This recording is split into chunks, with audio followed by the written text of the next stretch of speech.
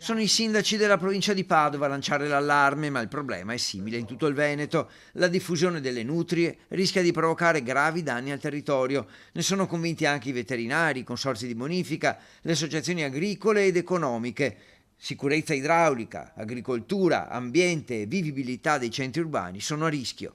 La nutria genera dei danni gravissimi al territorio, alle arginature dei corsi d'acqua, danni che possono anche comportare vero e proprio dissesto idraulico, alluvioni, quindi danni a tutta la collettività. Abbiamo visto cosa è successo in altre regioni a fronte del crollo degli argini.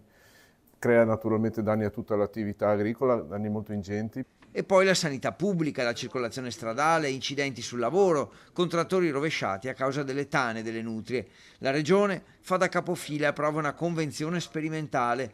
Protagonista l'assessore Corazzari e i funzionari regionali della Direzione Agricoltura e Foreste. Da rivedere l'attuale piano di controllo della nutria. Questa nuova convenzione, che scadrà a fine 2025, dice che i consorzi di bonifica avranno competenza diretta sulla manutenzione degli argini e sulla sorveglianza di bacini idrici. Il tema nutria non è un tema che riguarda solo gli addetti ai lavori o che riguarda chi sta in campagna, ma riguarda tutti, anche chi abita nelle città, perché se non vi è un controllo, se non vi è una gestione oculata di questa specie, si ha una situazione di degrado, di abbandono che porta a dei rischi per tutta la collettività. Operativo è il servizio di polizia provinciale, con il personale volontario, operatori che sono poco più di 300 e dall'inizio dell'anno sono state rimosse 1500 nutrie, prevalentemente attraverso la cattura con apposite gabbie.